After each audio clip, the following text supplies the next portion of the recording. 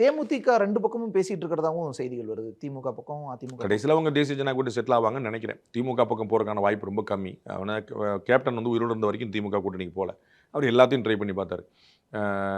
முந்தானத்து கூட ராஜகண்ணப்பன் அவர்கள் வந்து அமைச்சர் வந்து தேமுதிகலாம் ஒரு கட்சியாங்க, ஏதாவது பெரிய கட்சி பற்றி பேசுங்கன்ட்டு போயிட்டார். அதனால் வந்து அவங்க வந்து வேற எங்கேயும் போகிறதுக்கான வாய்ப்பு இல்லை. தாவேக்கா கூட ஒரு வேலை போகலாம். திரும்ப சசிகலா ஒரு முடிவெடுத்து, திரு ஓபிஎஸ் முடிவெடுத்து அப்படின்னா இவங்க தேமுதிகவும் போகலாம். ஆனால் அது எவ்வளோ தூரம் மெட்டீரியலைஸ் ஆகும்னு சொல்ல முடியாது. ஊடகங்கள் ரொம்ப குறைச்சு தேமுதிகவை மதிப்பிடுறதா தலைமை வருத்தப்படுறாங்க. அன்னி இப்படி ஃபீல் பண்ணாங்கன்னா அவங்க ப்ரூவ் பண்ணிட்டு தான் கேட்கணும். நம்ம வந்து எல்லாரையுமே குறைச்சி மதிப்பிடுறாங்க எல்லாருமே சொல்லலாம். ஆனால் வென்று காட்டணும்ல. நம்ம வந்து கடந்த 2024 தேர்தலில் கேப்டன் அவர்களுடைய மகன் சிவாசி தொகுதியை தவிர வேறு எந்த தொகுதியில் வந்து அவங்க ஷைன் பண்ணாங்கன்னு சொல்லணும்ல. அப்போ தேமுதிகவுடைய செல்வாக்கு என்னங்கிறது தெரியணும். அதுக்கு தான் நான் சொல்கிறேன், அவங்க தேசிய ஜனநாயக கூட்டணிக்கு போனாங்கன்னு ஒரு பேச்சுக்கு வந்து ஒரு 7 சீட் வாங்குறான்னு வச்சுங்க, 4-5 சீட் ஜெயிக்கிறதுக்கு வாய்ப்பு இருக்குது. அப்போ சட்டமன்றத்தில் 4-5 எம்எல்ஏன்னு வருவாங்கல்ல. நீங்கள் அப்படி யோசிக்கணும். நீங்கள் தாவேக்கா கூட போனால் நீங்கள் ஓட்டு கூட வாங்கிடலாம். ஆனால் சீட் வாங்க முடியுமாங்கிற கேள்வி வருதுல்ல.